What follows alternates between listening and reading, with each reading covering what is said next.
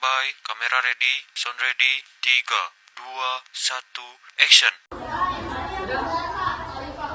Apa yang ingat tentang aku anak soleh? Apakah ada yang tahu?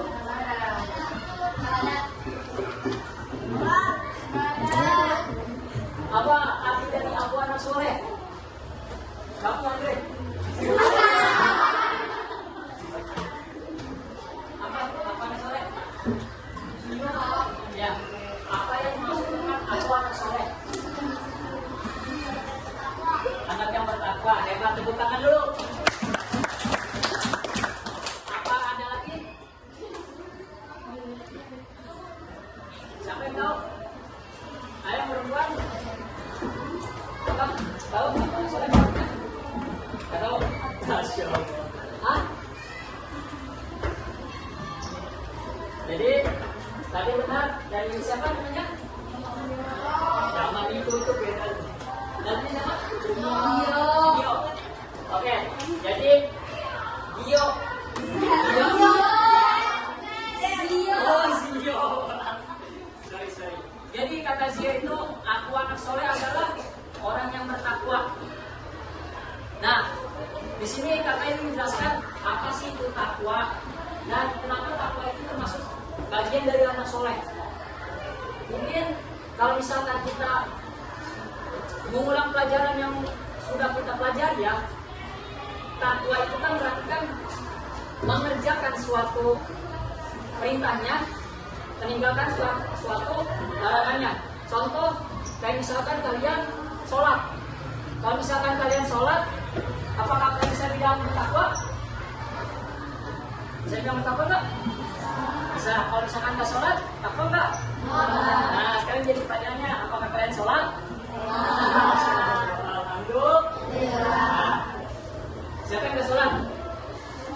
Masya Allah. Oh, lagi haid, nggak apa-apa itu mah. Emang udah fitrahnya perempuan, nggak sholat nggak apa-apa.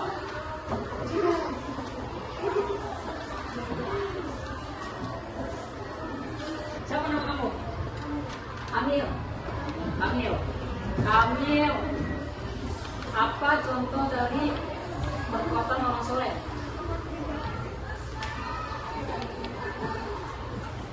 Apa? Hah? Apa ini maksud dengan orang soleh? Orang soleh itu seperti apa sih? Orang yang taat sama agama. Seperti apa orang soleh itu?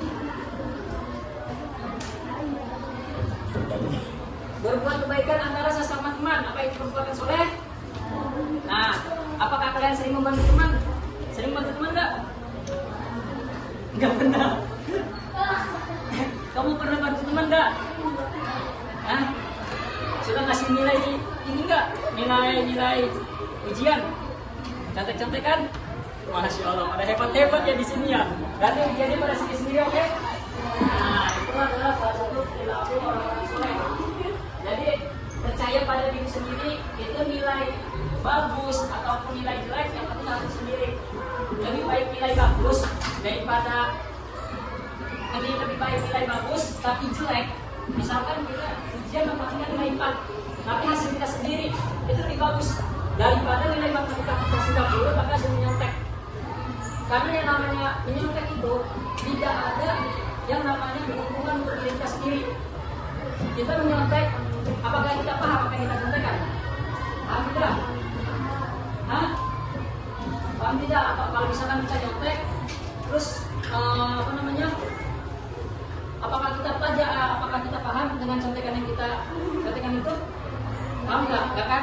Jadi siapa yang dirugikan? Kita sendiri. Nilai kita gede memang, betul. Hasil contekan nilai pasti gede, sudah pasti. Orang yang nyontek nilainya sudah pasti gede. Orang yang dicontek ini nilai kecil. Itu memang sudah pasti banget, sudah umum. Orang yang ngasih contekan itu nilainya lebih kecil dari orang yang menyontek. Akan tetapi kita tidak mendapatkan hasil apa-apa dari contekan itu. Kita nyontek nilai gede, tapi kita kadang mati. Contoh kan misalkan kita nyontek 2 kali 3 sama dengan 6. Benar kita nulis 2 kali 3 sama dengan 6. Akan tetapi ketika kita ditanya 2 kali 3 belum tentu ada yang menjawab 6. Bisa jadi ada yang menjawab 8, bisa jadi ada yang menjawab 10. itu harus jadi contekan. Nah sekarang kita balik lagi kepada perbuatan orang soleh. Kalau misalkan orang-orang soleh berbuat seperti itu akan jauh kemungkinan orang itu akan dekat dengan penciptanya gitu. Jadi kalau misalkan kita membahas tentang orang-orang soleh ini banyak. Orang soleh itu yang pertama, dia ini akan melaksanakan segala perintahnya. Contoh apa perintah dari Allah? Pertama, ibadah. Ibadah itu seperti apa? Sholat, mengaji, sholatoh. Dan jangan lupa ibadah itu bentuknya bukan spiritual saja, bukan sholat, ngaji, sholatoh. Kita yang paling minim ibadah, misalkan kita membantu orang tua mencuci piring, contoh mencuci piring, tapi kita niatkan dengan kita hormat kepada orang tua, itu sudah termasuk ibadah dan sudah dicatat pahala sebagai ibadah. Makanya jangan suka berpikiran, ibu nyuruh nyuci piring, ibu nyuruh untuk beli gula ke warung, nggak dapat pahala sayang. Jangan kayak gitu. Ini sama saja bisa dihitung ibadah karena kita takdim dengan orang tua, karena kita menuruti apa keinginan orang tua, karena ridhonya Allah dan ridhonya orang tua semua. Nah, kemudian mengaji. Apa keuntungan kita dari mengaji? Pahala, betul. Terus yang kedua apa? Keuntungan kita dari mengaji. Nah, betul, pahala. Terus apa lagi? Yang tahu. Lanjut.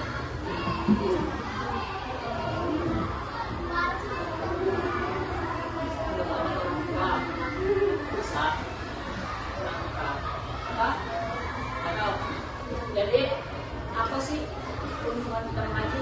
Yang pertama, jika kita mengaji semata-mata hanya ingin pahala dan ridhonya dari Allah, itu kita mengaji itu pahalanya ke kita. Akan tetapi jika kita meminta kepada Allah, ya Allah, jadikan pahala yang satu huruf yang saya baca ini pahalanya salurkan kepada orang tua saya. Jadi kita ngaji, kita dapat pahala, dan orang tua kita dapat pahala tanpa pahala kita dipotong. Paham kan? Jadi ketika kita mengaji nih, kita mengaji, kita berdoa, ya Allah, saya mohon dari satu huruf yang saya baca ini pahalanya salurkan kepada kedua orang tua saya. Itu Allah itu pasti akan memberikan pahala tersebut tanpa memotong pahala dari kita. Bahkan jadi kita dapat, orang tua dapat. Nah, itu apabila kita istiqomah, kita jalankan dengan kehidupan kita sehari-hari, nah insya Allah itu dari setiap huruf, dari setiap ayat yang kita baca itu pasti akan memberikan ketenangan. Itu udah pasti banget. Itu udah pasti banget. Kalau misalkan ada yang pusing DPR, banyak yang pusing DPR. Pusing DPR enggak? Yang menyekain. Jadi misalkan kita yang pusing DPR, nah kita gimana cara agar hati pengen tenang, agar tidak gelisah, agar tidak pusing? Kita mengaji saja. Kalian mengaji sampai hati merasa tenang. Ketika hati sudah tenang, lanjutkan aktivitas. Misalkan ingin mengerjakan PR, silakan mengerjakan PR. Jika ingin bermain, mungkin 30 menit sampai 1 jam ya boleh, untuk refreshing. Jadi kita belajar seperti ini. Ada video nggak? Ada.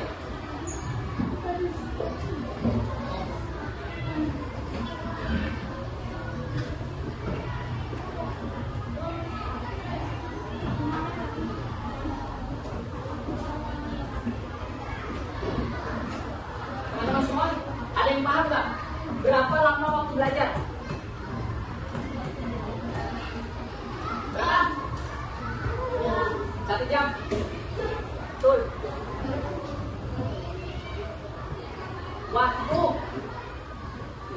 Waktu yang efektif untuk kita belajar ini adalah 1 jam. Ini waktu 1 jam ini, kalau misalkan kita tekuni, itu akan membuahkan hasil. Sebab otak manusia itu dapat mencerna itu lebih dari komputer. Bayangkan bagaimana hebatnya komputer zaman sekarang. Bisa dibayangkan? Nah, sekarang apabila kita konsisten belajar 1 jam, tapi jangan ada yang bercanda ya, jangan sambil ngobrol. Mungkin ada yang megang HP di sini? Ada, bagus. Pegang. Oh, enggak. Bagus. Nah, jadi kita fokus untuk belajar 1 jam. Ketika kita sudah fokus 1 jam, kita beri reward, beri penghargaan atas diri kita sendiri. Contoh yang cowok-cowok pengen main bola, gak apa-apa. Habis belajar 1 jam, kalian kasih hadiah untuk diri kalian. Contoh main bola, dia sudah main bola 1 jam. Sudah 1 jam, kalian istirahat, main bola. Setelah main bola 30 menit, 1 jam. Ketika itu sudah istirahat dari 1 jam ini, ketika selesai main bola, boleh nanti belajar lagi. Jadi jangan terusin belajar dalam 1 jam, dalam satu waktu kita belajar 2 jam, 3 jam. Kesian otak panas. Masuk, cuman otak kita panas. Kenapa belajar suka pusing, panas? Itu karena kita terlalu memaksakan diri kita juga sama kayak mesin. Kalau mesin dipakai terus-menerus seperti kipas, lama-lama rusak. Sama seperti otak kita juga, kalau misalkan kita paksakan, pasti bakal ngeblank. Soalnya kapasitas otak kita itu sangat-sangat besar. Jadi kita paksakan. Nah, nanti akan membuahkan. Ini di luar dari 1 jam ya, di luar dari 1 jam. Kalau misalkan kita sudah belajar 1 jam nih, kemudian kita pengen istirahat, lanjut lagi nanti belajar. Ada yang belajar lagi sisa lagi di sini? Ada yang belajar lagi sisa? Ada ya?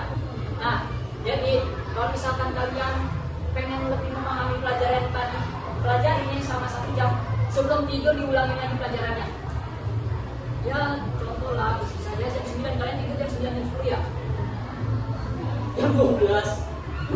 Ya pokoknya sebelum tidur, pelajaran yang udah dipelajari di 1 jam nih, baca-baca lagi. Nanti, habis subuh pelajaran ini,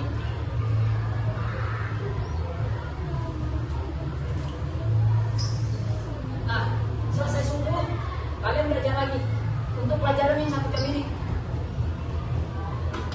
Jadi ini untuk meningkatkan kepemahaman otak kita. Jangan lupa berdoa, karena salah satu dari perilaku orang-orang soleh itu sebelum melakukan aktivitas dia membaca bismillah. Semua aktivitas. Jadi pengen belajar, pengen buka buku, pengen pakai sepatu keluar rumah, baca bismillah. Kalau misalkan kelewat gak apa-apa, ya udah, sunnah itu sunnah, gak apa-apa, gak baca bismillah juga. Tapi untuk kita meneladani perilaku orang-orang soleh, baca bismillah sebelum melakukan pelajaran. Terus kemudian apalagi perilaku orang soleh? Ada yang suka berzikir? Apa yang zikir yang suka dibaca?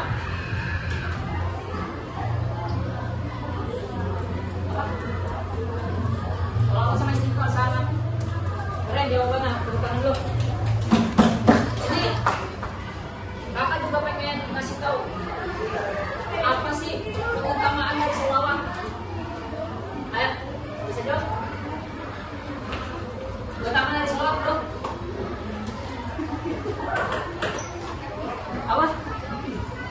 Keutamaan dari sholawat? Ada yang tahu? Nah,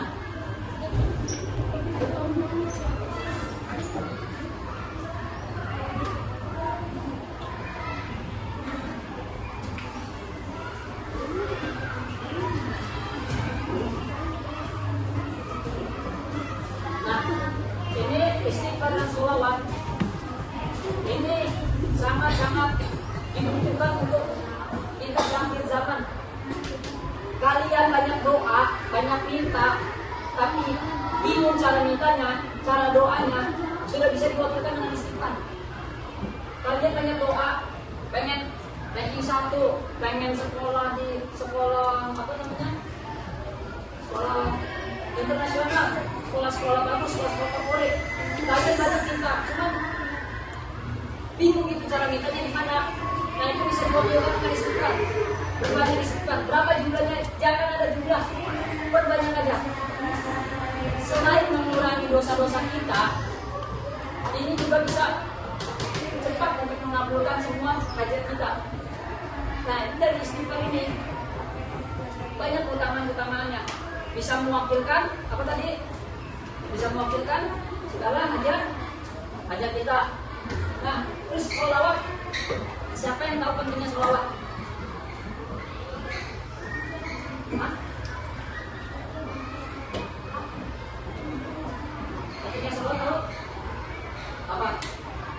Jadi ketika kita nanti di ini ya, ketika nanti kita di akhirat, ketika kita sudah pulang, kita itu butuh yang namanya syafaat. Syafaat dari siapa? Dari Rasul siapa? Nabi Muhammad Sallallahu Alaihi Wasallam. Nah, berkat dari membaca sholawat, kita meminta kepada Allah, semoga Allah meridhoi atas sholawat kita ini, dan kita mendapatkan syafaatnya dari Nabi Muhammad SAW. Nah, berkatnya sholawat itu kita cuma pengen tenang, pengen tentram sebelum tidur, segala aktivitas sholawat dibanyakin sholawat. Jangan kayak misalkan lagi diem bingung ngapain, ngerjain tugas lebih asik kan, tugas banyak hal, ya udah baca sholawat aja di dalam hati aja, baca yang pendek aja, Sallallahu Alaihi Muhammad, Sallallahu Alaihi Muhammad. Misalkan pengen yang lebih panjang, ya udah Allahumma sholli ala sayyidina Muhammad. Nah, jadi untuk perilaku yang tadi ini kan dipaparkan perilaku orang soleh, ada yang bisa mengulangi tadi apa perilaku orang soleh? Yang pertama, ada penghapus ya?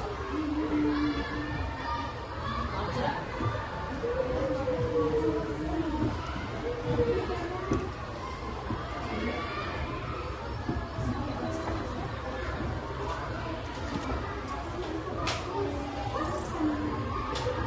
Kertas.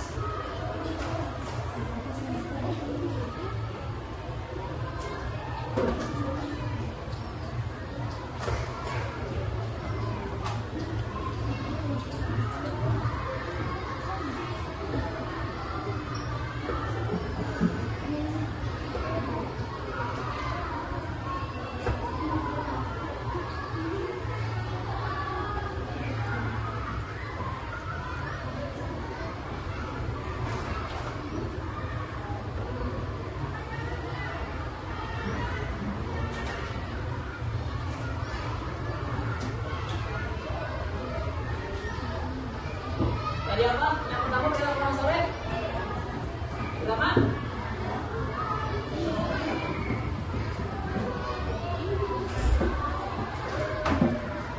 beribadah. Yang kedua, apa? Coba pas ini aja. Jangan takut salah, apa? Yang ketiga,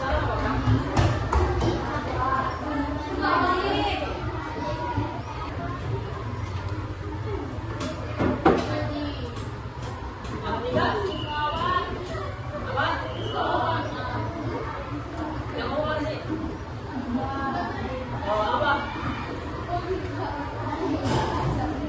Apa?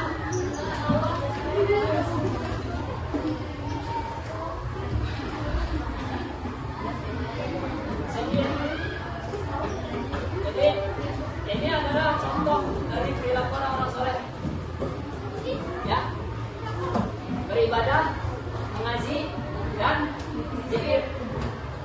Jadi kalau misalkan teman-teman semua ingin mengikuti perilaku orang-orang soleh, ya, beribadah ini termasuk dengan hal-hal yang tidak harus sholat saja gitu. Beribadah itu tidak harus sholat. Bisa membantu orang tua seperti tadi yang kami jelaskan. Ngantuk ya? Ngantuk ya? Enggak dah. Ngantuk ya? Ayo coba berdiri dulu semua, berdiri. Berdiri.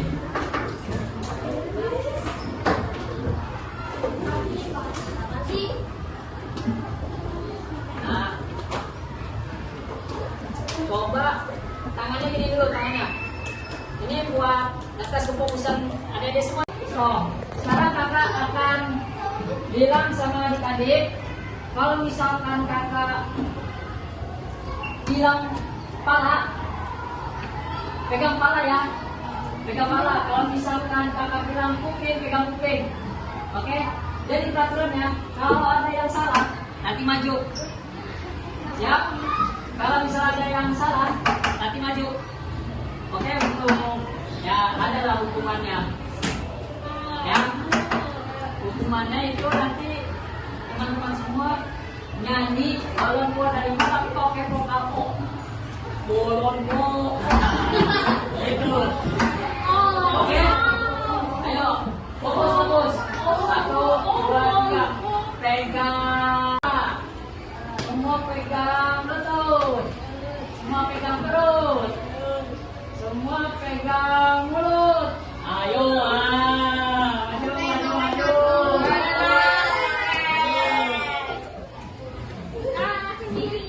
Sekarang nyanyi. Naiknya ke puncak dulu tahu? Lagu yang apa? Lagu yang apa? Nah, kalau cicak-cicak di sini, ayo. Pakai kau ya. Dong. Ayo, mulai. 1, 2, 3.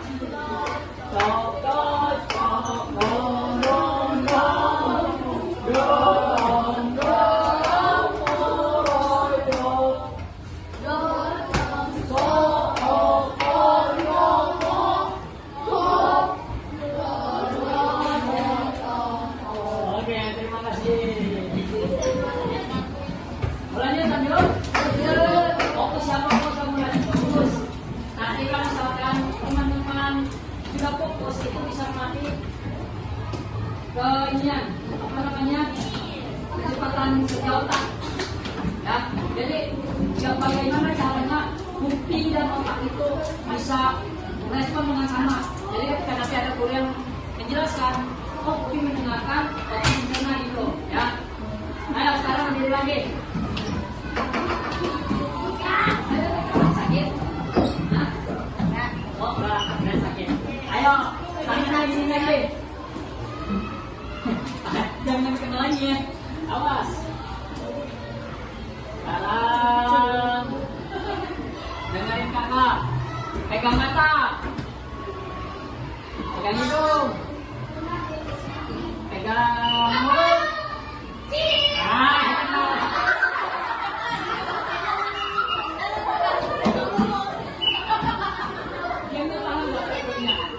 Satu, 2, 3.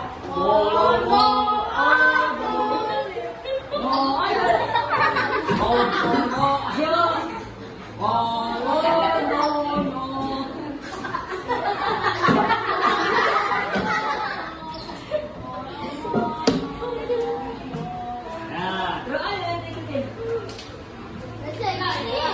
satu dulu aja. Coba dulu. Ya. Molotos. Ayo, molotos, bolon, hojo, do.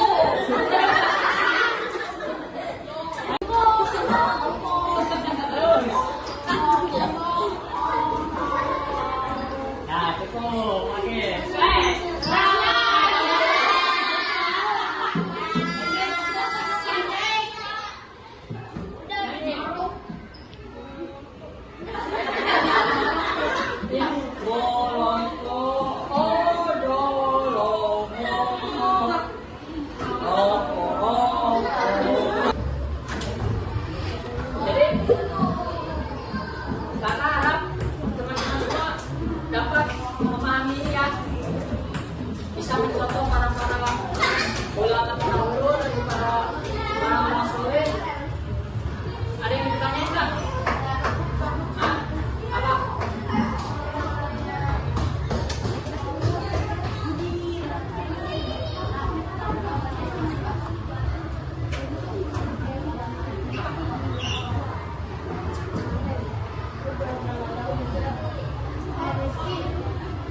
Bisa itu.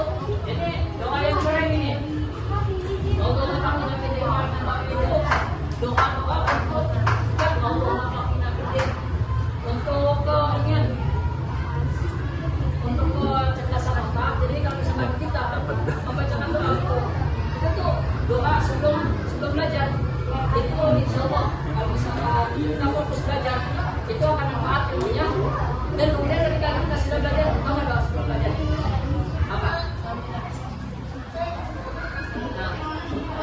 zidni ilman, Rabbi zidni, ya Allah tambahkan aku ilman, tambahkan kepadaku ilmu, warzuqni, dan berikan rezeki kepadaku, warzuqni berupa kepahaman.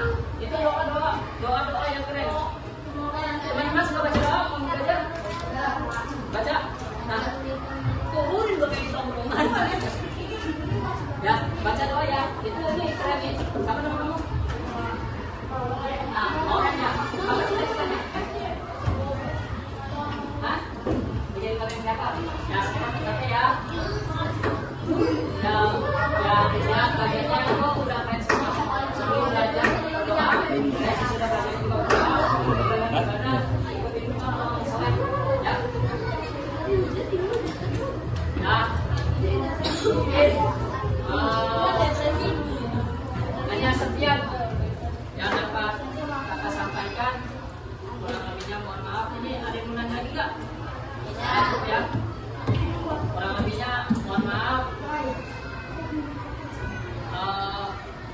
Mungkin ada salah kata ya. Mungkin ada salah kata dari kakak atau dari sikap kakak yang beda pilihan. Kakak ingin minta maaf sebesar-besarnya kepada adik-adik semua. Dan kakak harap teman-teman semua itu bisa sungguh-sungguh dalam belajar. Jangan malas-malasan. Nanti misalnya kalau udah gede pasti itu udah pasti banget. Kalau malas-malasan dari sekarang misalnya udah gede, nggak ada orang sejarahnya malas-malasan kayak ya udah nanti juga bakal sukses. Enggak, sukses itu pasti ada proses. Nah, prosesnya itu belajar, oke? Makanya jangan lupa belajar, jangan lupa berdoa, ikutin orang-orang yang soleh ini. Jadi kakak cukupkan pembahasan kali ini.